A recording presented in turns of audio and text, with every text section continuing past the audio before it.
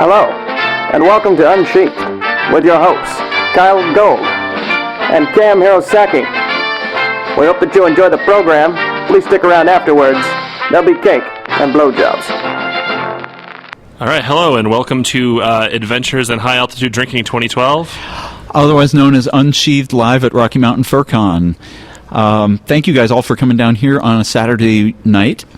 As always, we appreciate the attendance, and especially the room full of, it must be like 600 people here now, right? Yeah.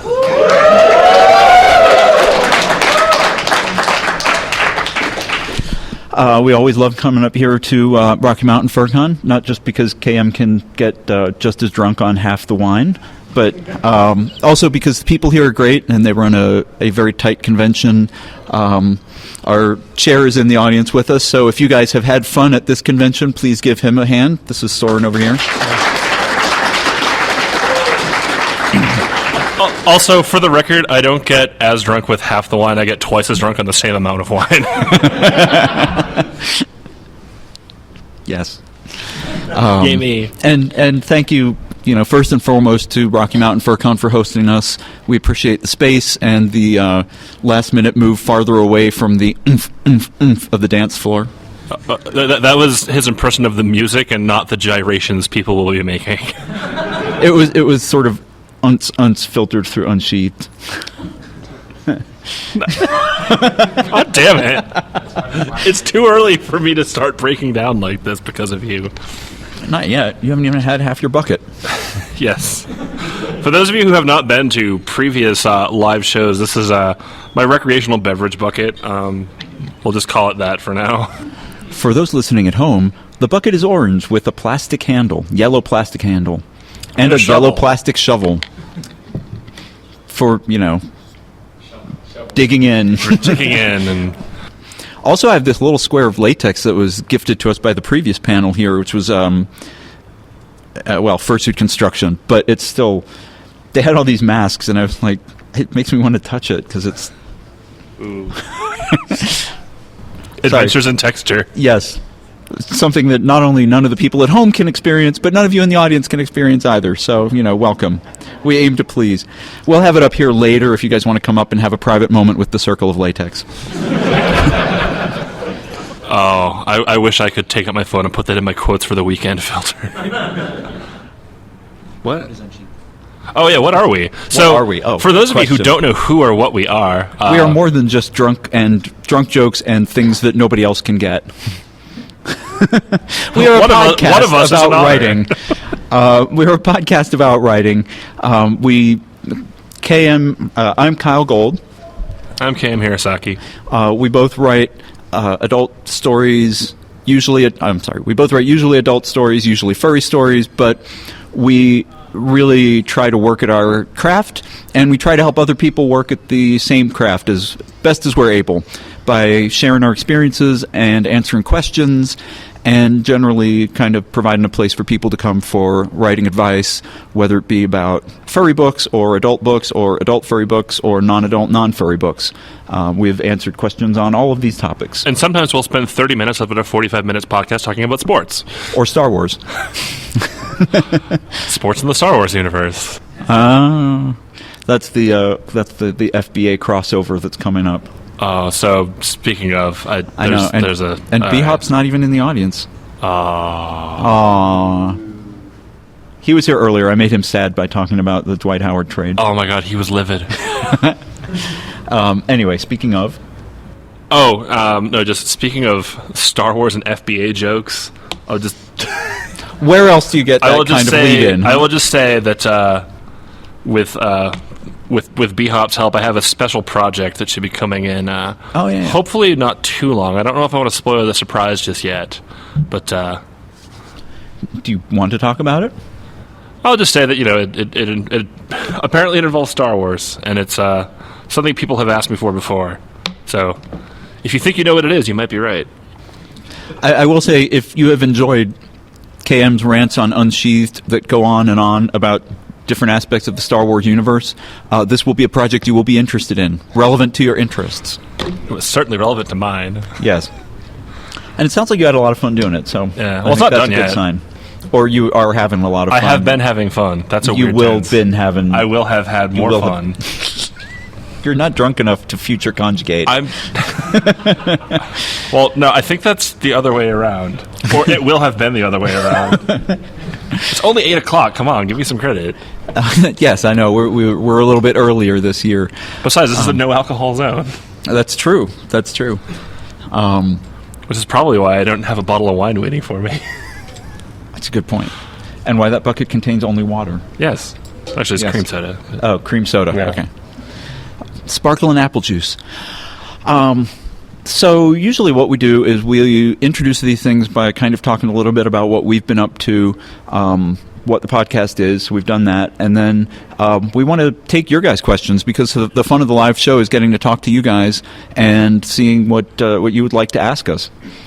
One of the things that I will answer is we've been getting a lot of questions about when we would resume regular production of Unsheathed episodes. We're still working out a good process that is easily reproducible from 1 or 2 weeks to the next 1 or 2 weeks. And when we get that sorted out, we will start doing the episodes again. In the meantime, KM and I have set up a live stream channel, which is called, originally enough, Unsheathed. So if you go to livestream.com/unsheathed, you can find not only current episodes as we are live streaming them, which we are trying to do about every couple weeks, usually on Monday nights, but you can also find past episodes because Livestream automatically records them and we save them in our directory, and so you can just play them back. You can't download them to your iPod like you could a podcast, but you can at least hear what we've been talking about in previous episodes. If anyone knows how to, rip the audio quality, files out of those things and put them on something that we could put on our feed, send us an email and let us know how to do that because we don't know how to do that. Yes, that would also. My job is to talk in front of a microphone and be funny. I don't know anything about the technical end of any of this, and be knowledgeable. Don't fondle the microphone. You always say that. And you always ignore me. These people don't see my microphone antics when we're in the bunker. And it's a good thing, too. PG-13 con. So, anyway, we will be resuming those. But in the meantime, we're going to continue to do the live shows at cons because we have a great time with them. You guys seem to enjoy them. Again, we filled this room with like 1,000 people, so that's it's always great to see the people come out to watch us talk in front of microphones. More people than attended the con are in this room. Hush. We flew people in from Portland. We stole people from IFC. We have IFC on a video Skype link up in the corner. Oh, that would be funny. Actually, we should have done that. Next year. Next year. I was going to say, when are we ever going to have 2 furry cons on the same weekend again? Apparently every other month. Yeah. Is the answer to that. So, things that... what else have you been working on since you started already? You've got your secret thing. I got your my other secret thing, my other secret thing. And... for people who have been following my work online, I've been doing a thing for summer where I'm writing a short story every week. This is part of my twofold plan of, one, to get myself into the habit of writing faster and better, and 2, to actually put up stories for people to read.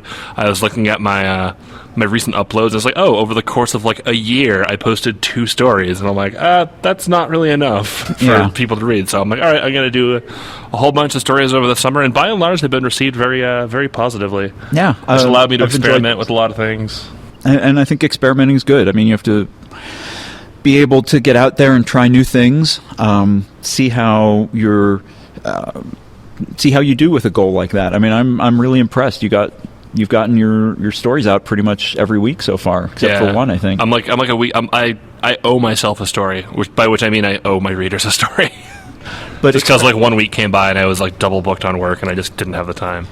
But experimentation is cool with stories. I mean, in other areas too, but with stories, because you have to be willing to accept that a story is not going to work or might not work, because that's the only way you find out cool new things that do work. Yeah. And I mean, with these stories, like, most of the time I just sit down for a couple of hours and just, crank it out, and then it's like, you know what, like, if it doesn't work, I haven't expended that much time, effort, or resources. Right. So those have been cool. Anything else you want to update people on, or? Let's see. In the adventures of other me. Okay, so Summerhill, because people keep asking, like, whenever we open up to questions, Summerhill is like the first thing people ask about, so I'll just tell you what's going on with that. Head it off at the pass. Yeah, so I'll head it off at the pass. For those of you who don't know, Summerhill is this novel I've been working on for like 3 years, and I announced it like 2 years ago, like, I'm writing this novel, and everyone's like, yeah, you're writing a novel. And it's like, okay, where is it? And it's going back for a couple more revisions. It's one of those things that I've never quite been happy with, and I really, really, really want it to be good. I've put a lot of effort into it, and I don't want it to just languish, but I'm hoping for early next year is what I'm aiming for. And I promise as soon as I have a date, I will tell people. People seem to think I'm like keeping it a secret. Like, oh, I'm trying to surprise you. I'm like, no, if I have a book coming out, the goal is for you to know. Otherwise, you won't buy it. Yes. Although I have had 2 people this weekend be like, where's your book? I heard it was out. And I'm like, no. I'm like, aw. They were very sad. The purpose of the book release is somewhat defeated if you don't tell anyone about it. Old school. Yeah. And this weekend has been making me feel old, I'm just saying. Yeah, I made... Or maybe it's just the lack of oxygen. Just making me really tired. That could be, too. I haven't been feeling that as much. But then we've been in Colorado, like... 3 out of the past 6 weeks. Yeah, I was going to say, you've been up here a lot. Like, by the time I hit the 24-hour mark in Denver, I start getting that, like, oh, my body does not like being up here. Like, I need to go back to sea level. So, what have I been working on? I wrote a book without any explicit scenes in it, which was published in March, called Green Fairy, which is an exercise in supernatural cross-time romance, sort of. I don't know, what did I call it? Intrigue, slice of life, coming of age. I called it a gay non-love story. And it was a very good gay non-love story. I'm pleased people seem to like it. I'm proud of it for It has 3 different narratives. It's and they all kind of twine together and become related and all join together at the end, sort of. I also wrote a straight werewolf romance, which actually I wrote like 3 years ago and only finally got around to publishing this year. And the other book is called Green Fairy. That's out. Silver Circle was the werewolf romance book. Man, the straight people were all like cheering for you on that one. I know. I heard all like none of them. You did my joke, but better. And I have a cupcake coming out in about a month, and I'm excited about this one. It's got some. He means the novella, not the pastry. Yes, well, apparently the pastry too. Apparently, there's going to be one giant cupcake. One giant cupcake. I will be interested to see if that actually comes to pass. Yes, and yes, the comment has been made. Isn't a giant cupcake just a cake? But I said it depends on the size of the cup. But I want to make a bucket cake. We can make that happen. Oh, can we please? Yes. That would be amazing. And I could eat it with the shovel. We can like cross promote with like a Fat Fur podcast or something. Oh, come on. That wasn't no judgment intended. Come on. Anyway, so that's coming out in about a month. That's another sort of cross-time thing where it takes place in the present day and in the past, and the present day is all affected by what went on in the past, but you don't learn about what went on in the past. You learn it as that story unfolds, and in the present day, you're watching the present, and it's a guy searching for someone that he's been separated from for 15 years, but you don't really know why until you read the 15-year story, which is intertwined with it. And Sabretooth Thurman did the art, and she did a really nice job on all of it. To help get you even more excited for this one, I read the first draft of this while I was on a plane, and the moment I got off the jetway, I texted him, and I'm like, your novella made me feel emotions I didn't think I was capable of feeling anymore. Like, and I wasn't even kidding either. I was like, oh God, like, I need to tell him how much I love this.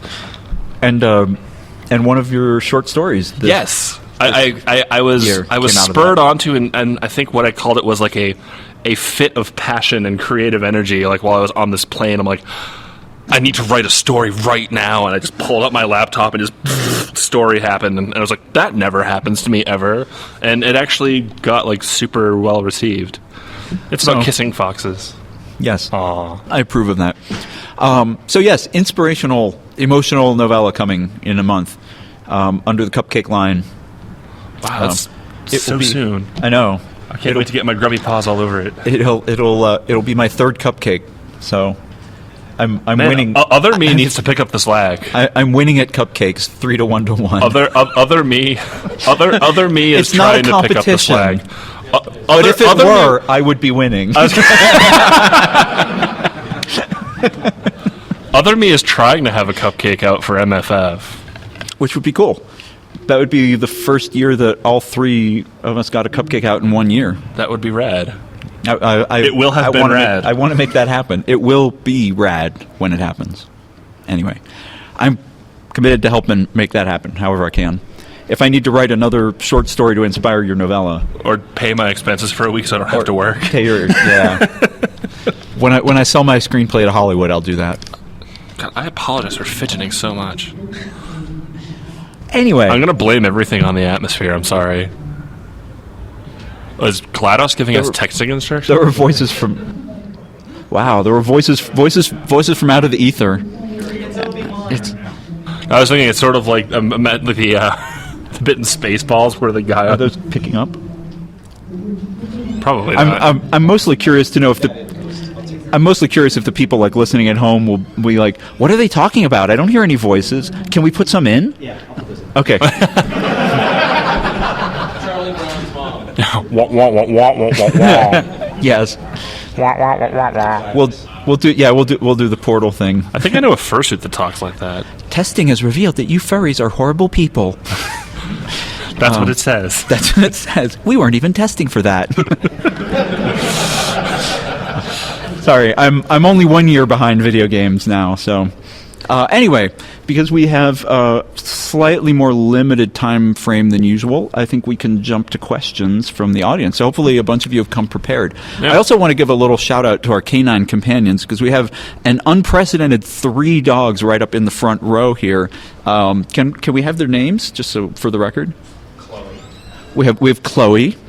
This is Kabashi, who was here 2 and years ago. And Kabashi, who was familiar from a couple years ago, and who knows his name, and who? Rocky. And Rocky.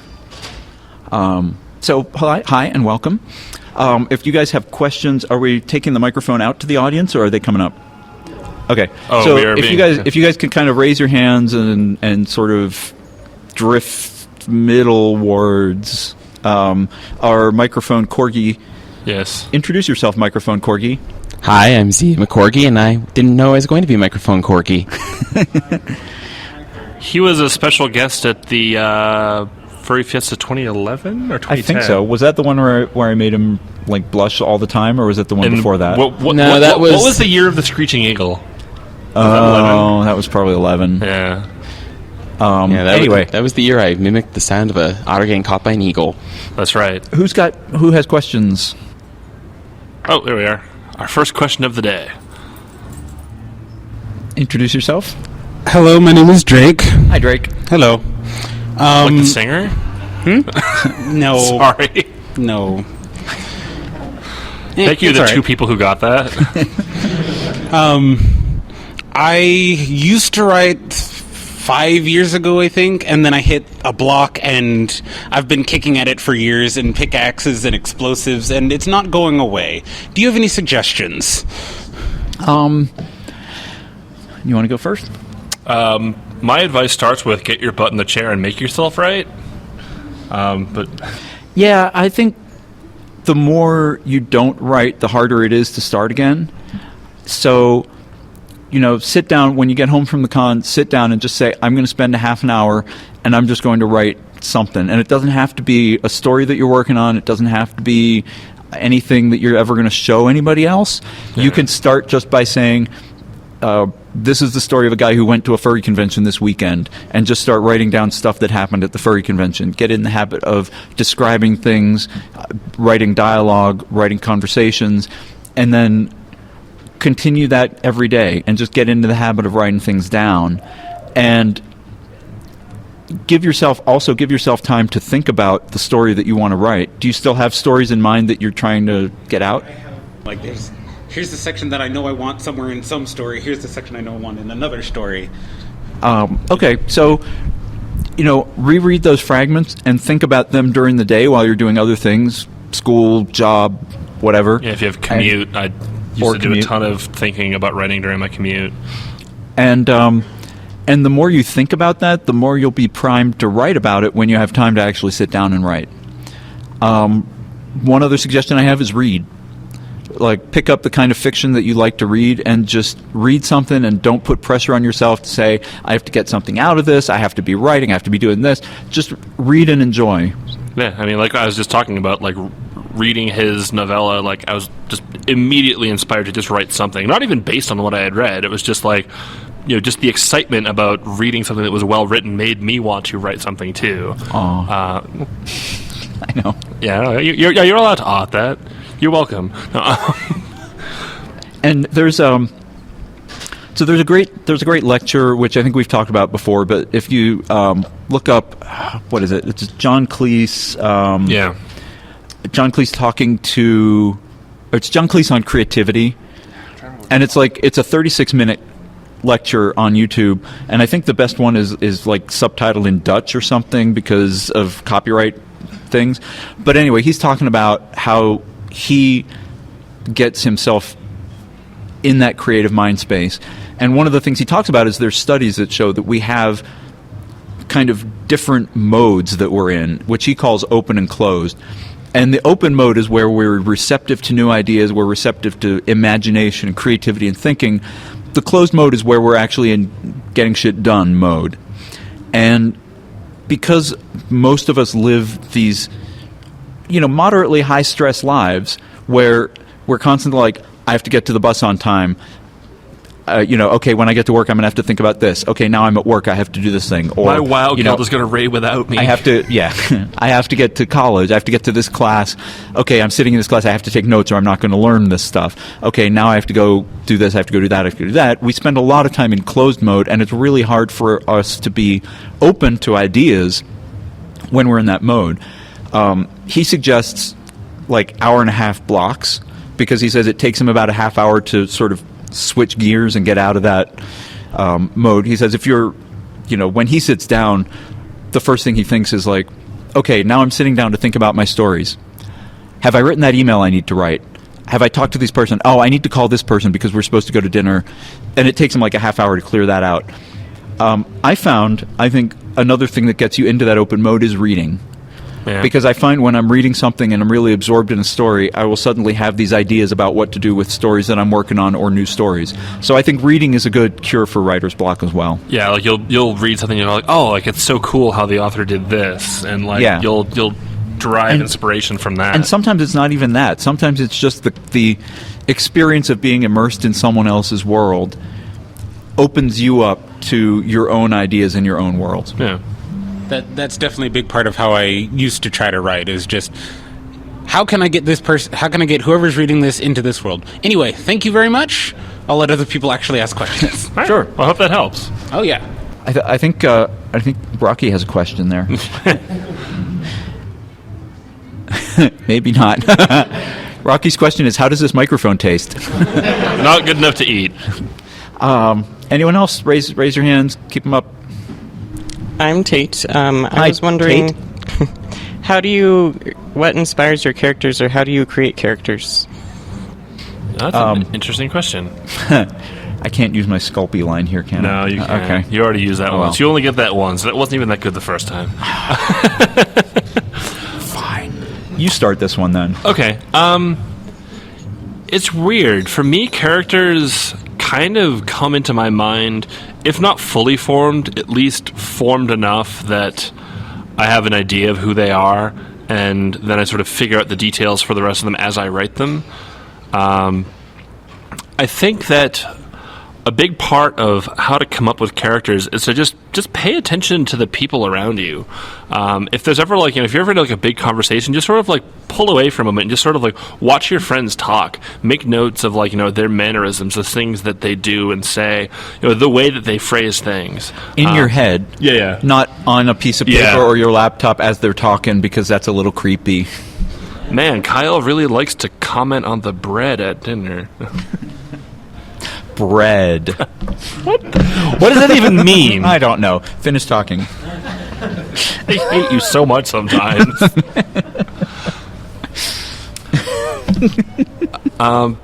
Another thing is to start with an exaggerated character trait and then try to build the rest of the personality that around it to support that. Because it sounds like one of those things where you're like, oh, okay, it's like, well, people aren't really this extreme in real life, except when you stop and think about it, they really are. And a lot of times, people may not always act that extreme, but the people who don't act that extreme don't get into stories. So you have a little bit of leeway because you're writing a story and it's fiction. And a lot of times what people read fiction for is things that I would really like to do this. Like, everybody wants to read the story that starts with the guy marching into his boss's office, telling his boss to go to hell and slamming the door and running out. Very few people actually do that.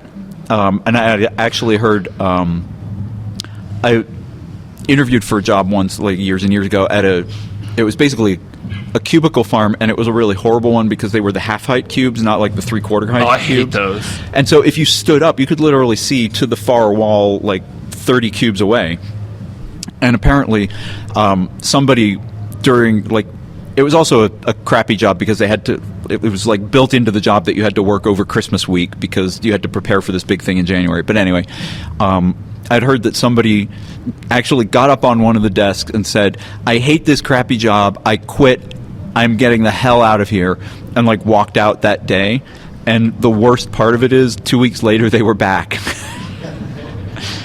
So you want to hear that kind of extreme behavior because it happens infrequently, but it's the kind of thing people sort of imagine. They're like, wow, I'd really like to do this. And so if you're thinking about a character and you're like, wow, if I were in that position, I'd really like to do this, then, go ahead and make the character do that, because that's part of what these fictional stories do to help people. Another piece of advice, if you're trying to make a dislikable character, think about people you know. Use them for inspiration. Think about how they make you not even necessarily, you don't even need to model anything off of them personally. Just think about how they make you feel and then write with that in mind. And I think one of the important things is your characters will start out a little flat when you first start writing about them because you don't know very much about them. But think about the world through their eyes and ask yourself in every scene about every character in that scene, what do they want at this point? Every character goes into a scene wanting something, and it might just be, I want to impress this guy so that he talks to me again later. It might just be, I want to cut this conversation short because I have to get to, the bathroom, the airplane, the job appointment, my class, whatever. I want to skip the small talk and get right to the sex. Yeah, it might be any of those, and the other person has a whole different set of goals. I want to get this guy to tell me what he was doing yesterday without asking him what he was doing yesterday. I want to get this person to give me a ride to the airport because I'm too cheap to pay for a taxi. I want to get this person to give me a ride to the airport because I think they're cool and I want to get to know them better. And if you kind of do that, then all of these little wants start to kind of coalesce into a character, and then you can start thinking of more background for them. KM suggested in earlier in other panels doing interviews with your characters, which is good because it gets them talking to you in their voice. And the more you hear their voice and know their personality, the easier it is to write them as real characters. Thank you. Does that work? I think that works. I hope it works. I hope so. Oh. Our K-Tech, our tech-savvy wolf has a question. I'm a huge fan. I've read all of your stuff. Aw. I have a question for you. Actually, we've not discussed this before. So Uh-oh. I have read all of your stuff, and I love it. But sometimes I'll go to So Furry, and there'll be certain stories I go to and read, but I'll know that those are like fetish stories. But I read your stuff, and I'm not like, oh, these aren't fetish stories. These are like real stories. So, like, what makes a story, then what makes a fetish story a story? Wow, that's an interesting question, actually. I think that gets at. Thank you for the question, honey. I was gonna say, I almost want to spend the rest of the panel just talking about this, but I won't. Well, we might have to. What's our time? Oh yeah, we're only good. 30. Yeah. Oh Awesome. yeah, we're good. Okay. Soren can bump whoever's after us. Just be like, Yeah. So you've been canceled. I think this gets at a question that I had asked myself and Cam has asked himself, and we've asked a bunch of our friends about our writings over the years, and how I've kind of transitioned from calling my stuff gay furry porn to gay furry erotica to gay furry romantica to gay furry fiction. Actually, gay furry romance I think was in there too. Yeah. And so my thinking on this subject has evolved, but Like a Pokemon. no, I was going for President Obama, but nice try. President Obama's not a Pokemon. I told you I'm only 1 year behind on video games now. Oh please, I've never gotten into Pokemon past the original 151, as I mentioned earlier. Earlier when? Like when you were 13? No, earlier on the internet. And also, stop reminding me that Pokemon is 16 years old. Can you believe that? If Pokemon were a person that could drive. In some states. So, I think what makes a fetish story versus a real story, it's the same. It's similar to what makes a porn story, as opposed to a story with adult scenes. The fetish story is really, really focused on the fetish, and the whole point of the story is to have the characters in a situation where the fetish comes into play. And when the fetish play is over, the story's over. To quote Seinfeld, not that there's anything wrong with that. No, absolutely not. What a person writes in the privacy of their own home is their own business. And so, like on some sense, like Kyell says, it does come down to focus and also intent. I would say is a big one. Like, are you trying to, introduce the reader, to this thing? Is it there to catch their interest because they're going to be interested in it already, or are you trying to just stretch your legs to try something weird and kinky and different? And I think those are all legitimate reasons to do that. I would also say this isn't necessarily true, but in a lot of fetish stories, I think the effect on the characters is important. In a story that's a fetish story, the characters are generally always excited, aroused, happy about the fetish thing happening. It's a fetish story. People write it to express their enjoyment of a particular activity or spin on an activity. No, I shouldn't say that, because there's like non-consensual stuff where the whole point is but that is what makes it arousing at that point. But the character will specifically say, he loved the fact that he was bound up and whatever. And so you can tell Kyell doesn't write a lot of this. Not spontaneously in front of 1,500 people, no. Wow, we're growing faster than the number of Pokemon here. Yes. I have the worst analogies today. What is wrong with me? And they're all about Pokemon. What is your obsession with Pokemon? I don't have one. You've mentioned it twice in 5 minutes. Yeah, but I was trying to be cool and self-referential. By mentioning Pokemon. Okay, I was trying to be self-referential. Okay. I think the intent comes into it a lot. I also, if you're reading a story that's a story, the characters' emotions are a little more complex than this is really hot. And again, people who are writing to explore a fetish are often writing it to explore their own views towards the fetish or to introduce others to the fetish, which is, totally fine. It's a legitimate thing to use writing for. Yeah. If you're writing to explore different questions and the fetishy play is an aspect of that, then that's a different kind of story. And usually in that kind of story, the story doesn't end when the fetish play ends. Yeah, it's hard to just introduce an unusual fetish in an otherwise ordinary story, because you kind of risk alienating readers at that point. It's like, wait, I was reading this thing about this person having a midlife crisis and family problems. Why is there suddenly sounding? That's just there's a logical disconnect at that point. And then you can all be grateful that KM doesn't write more of that kind of story after that. Really, you picked that one? No judgment. I mean, seriously. 2012, no judgment. Yeah, exactly. 2012, no judgment. I did not make that resolution. Oh, that is not one of mine. 2012, judgment. 2012 is, in fact, the year of judgment, according to the Mayans. So, or it's just like here we when go. their calendar ran out. Well, right. That's like saying that the world ends in December because there's not another month after it. Didn't they find another? They found another 30 years of the calendar recently or something. I heard that. I heard they discovered that. Oh, the calendar. We found this other Mayan calendar that doesn't end in 2012. It keeps going. So, yay! You can all sleep easily at night now. We're not going to have the terrifying Shadowrun world of the future after all. Anything else to add on that? Does that kind of answer your questions? Sure. Okay. Soren has a question. Dun, dun, dun, dun, dun, dun, dun, dun. Hi, I'm Soren. Welcome. Thank you. And to put your mind at ease, Cam, I'm not going to ask the question we discussed yesterday. Oh, good.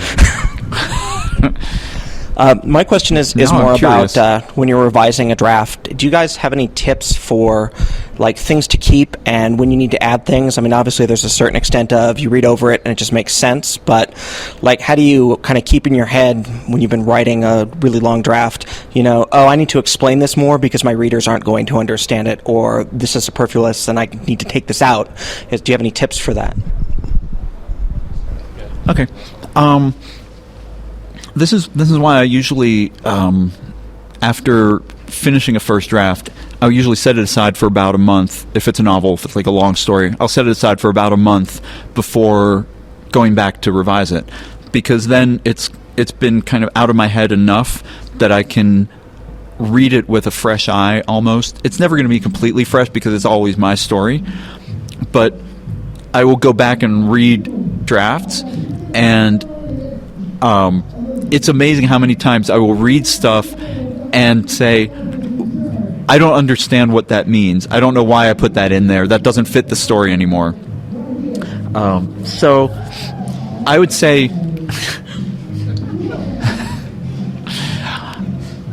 just celebrate. I mean, come on. I can't imagine where you got that inspirational statement from. Yes. You will, as you read through it again, it's like kind of reading a book that, look at it as reading a book that you didn't write and thinking, what would I do to make this better? So a lot of times what I do during drafts is I'll find that I skip descriptions and things, and so I'll be reading and I'll be I'm in this place and I have no idea what it looks like. I better add a little bit of description in here and there. I'll be reading the scene and I'll think, what does the scene really do for the story? If I just cut it out, would people miss it? And so just ask yourself those questions read through the story once to sort of refresh in your mind what the story is, and then go back through it and ask yourself those questions about every scene. Do I understand what's going on here? If I took this out, would it affect the story? And how could I make this better?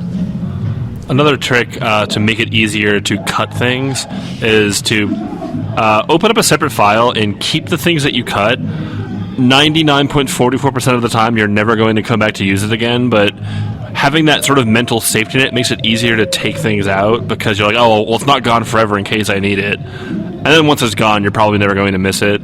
It's when you force yourself to throw things away. if you're a pack rat like me. Yeah, I have tons of files marked unused from stories that just stuff that I took out. It might be part of a sentence. It might be like a whole scene. Apparently, like they're doing like a follow-up to like Anchorman that's made entirely out of unused cuts from the first filming. Wow. Yeah, and it's like a whole new movie with a whole new plot. That's really funny. Isn't that kind of amazing? Yeah. So there you go. Inspiration. Do the actors for you. get paid again for that? I have no idea. I mean, it's work they've already been paid for. Ostensibly. Anyway, does that help? Yes, it does. Thank you. Okay, sure. There. Get on it, Corgi. See ya over there. That's what she said.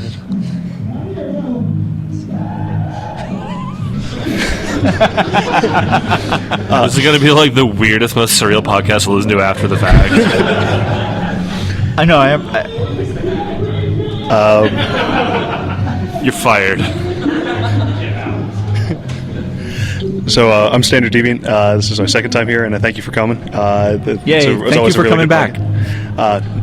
So I just had a quick question. Coming from the perspective of a reader, I have the tendency to get wrapped up in the events of the story, and how does one become a more active reader and really get into the characters and really notice the sort of more the details in the characters rather than focusing on the storyline? So the question is, if people didn't hear that, how do you notice sort of the details of a story, like the character building and stuff like that, as opposed to just getting absorbed in the story itself? You know our trick for that. I was going to say, read a story twice. That is, once you've read it once and you've gone through the experience, once you go back over it again, you're suddenly, because you already know where it's going, your mind is just able to pull out more things, because a lot of it, you're filling in pieces that you already know, which takes less mental energy, and so now you're sort of free to, check the sort of the peripheries. And I never realized how important reading something twice was until I had to do it for classes, and I'm just like, oh wow, you really do notice a whole lot more the second time through. Yeah, it's the kind of thing where you read something once for pleasure and just to get an idea of the story. The second time through, you start to notice things like, oh, he put that character in here, and I know that comes in later, and that's why I wasn't surprised when this character came back later or something like that. But you start to notice how the story's put together the second time through, and you can pay attention to that. It helps to read a couple texts on critiquing and what to look for, so that you kind of know how you're going about it. But it's also, you don't necessarily need that. You can just go through and say, I really like this character. How does the author introduce this character? This dialogue sounds great. I'm just going to read it line by line and then go back over it again.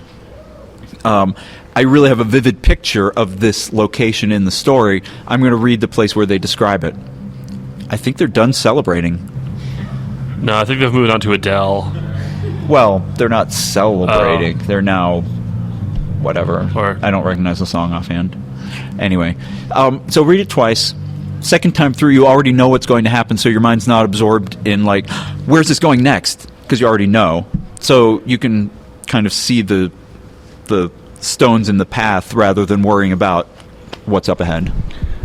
Do you ever use things like you take notes or make sort of like an outline as a separate thing when you read something? Do you feel that that's effective, or as part of really understanding something and being more active? It can be. It depends on what you want to get out of it. If you're really trying to dissect a particular work, I think you would need notes and an outline and stuff. If you're trying to pick up a particular technique, like there's authors that will say, look at this guy for a good ending, and you could just read the last chapter over and over again. Or we'll say, presumably after you've read the whole thing at least once, right? You can say, this guy's great narrative voice, which is a difficult thing to pick up, but you can kind of look at how they introduce the characters and how their voices are different. But in general, mostly, I mean, when we've done it, we've just sort of made mental notes. I have certainly, at a few points, written down lines of dialogue that I thought were really cool. Not to, like, steal them, but to have them, like, in, like, an easy reference of, like, what do I think is a really nicely written line. Yeah. We have a question up front. I'm Red Brother Wolf, and I'm a big fan of H.P. Lovecraft, Stephen King, and stuff like that. And I've noticed, like, Stephen King does more of, like, especially in The Stand, he references a lot of actual cities that you can find in America and stuff like that. But in lost my train of thought. Yeah, in H.P. Lovecraft, he also mentions, like, far off worlds and stuff like that, and that with all these gods and stuff like that. Do you think a person that's starting out to write, is that too much of a leap to go to? Because I'm trying to make up my own kind of world with its own language and stuff like that, and I don't know if that's a smart way to go.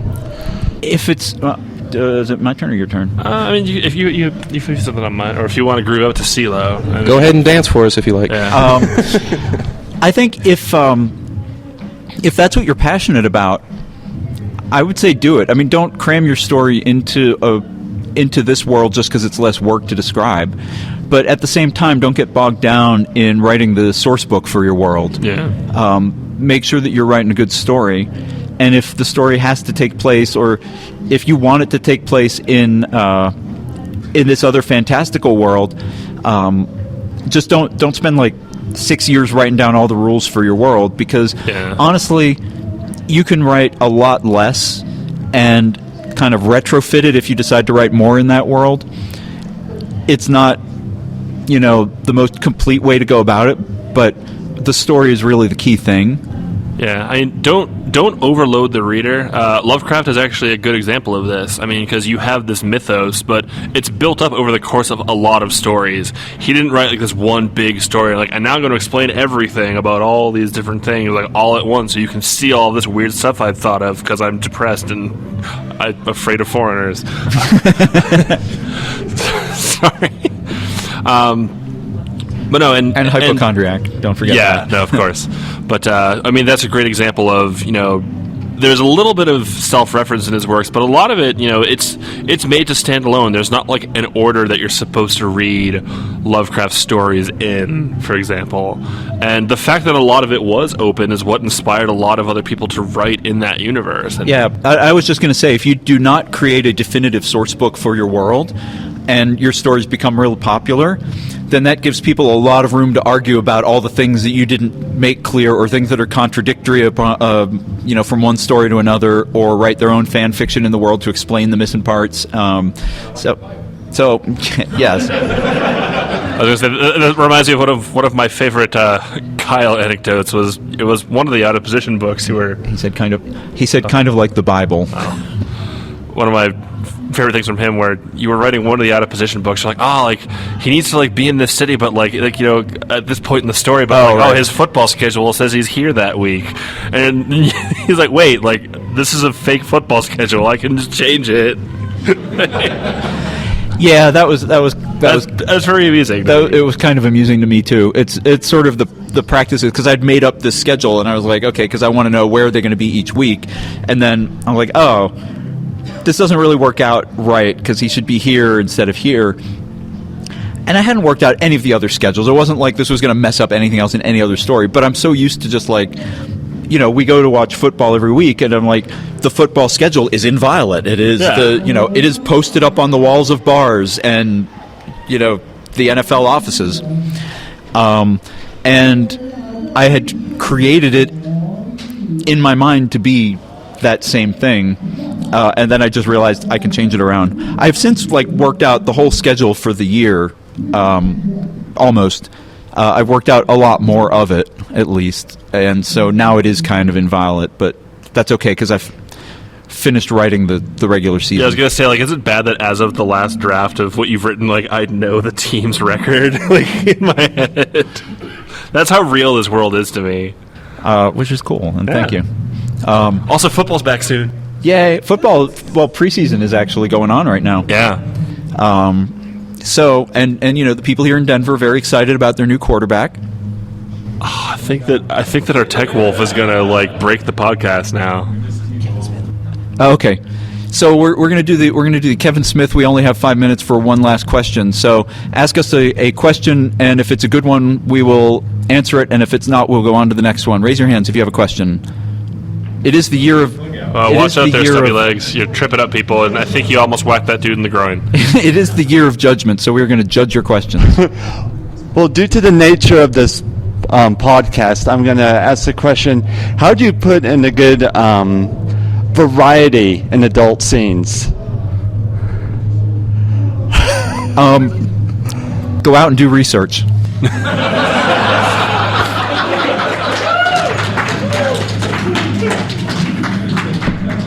Well, my thunder has been stolen.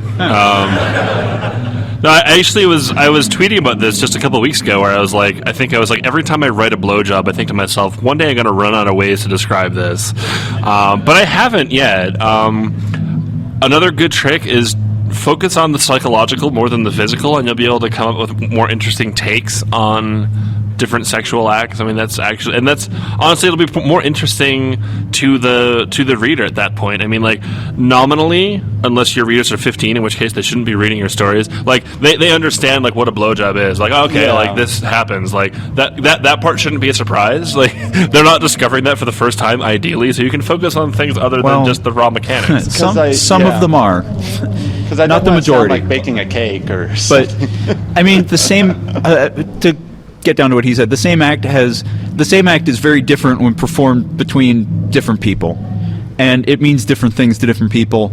And also there is infinite variety out there. Read other people's erotica. By research, you can take that however you like, but also reading other people's erotica is a good way to do it. So. Well, thank you. All right. No, thank you. We are going to close it down. Do we have last words from our microphone corgi? Nope. Okay. We want to thank a whole bunch of people. Right. We want to thank our microphone corgi for running around on stubby legs to bring you the mic. The dogs are so confused. Yes, we want to thank our canine companions for putting up with this podcast that only contained their names a couple times and otherwise was a jumble of unintelligible sound. Except for, unless they're familiar with, Kool and the Gang, in which case I didn't see any tail wagging during that song, though. Of course, thank all of you guys for coming back. This is our 4th year doing this? Third. Third? Yeah. I wasn't here when it was at the old place. Okay. So, yeah, 3rd year in a row. Thanks again to Soren for putting on the convention, for giving us the space, for gracing us with his presence, and for showing up and being part of the podcast. That's very cool. And thanks as always to our ever patient host, Tech Wolf, Kit Silver, over there behind the soundboard.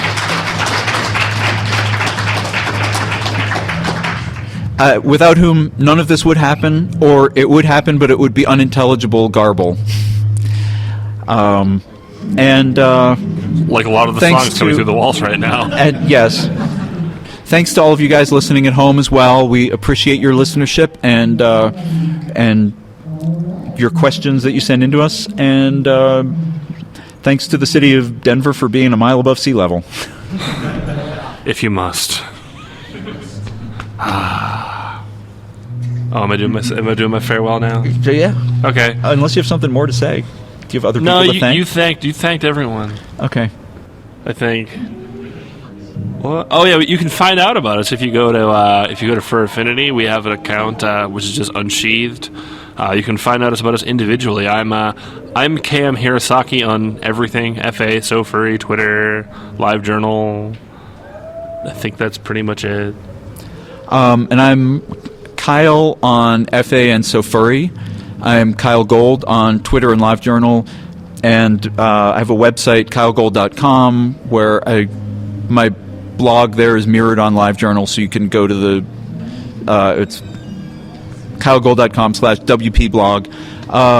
And we tweet usually under our Twitter accounts when we're doing an Unsheathed live stream. But thank you guys again for coming out. We hope you had a good time. We hope that you people listening at home enjoyed it. And take care. We will see you at the next con.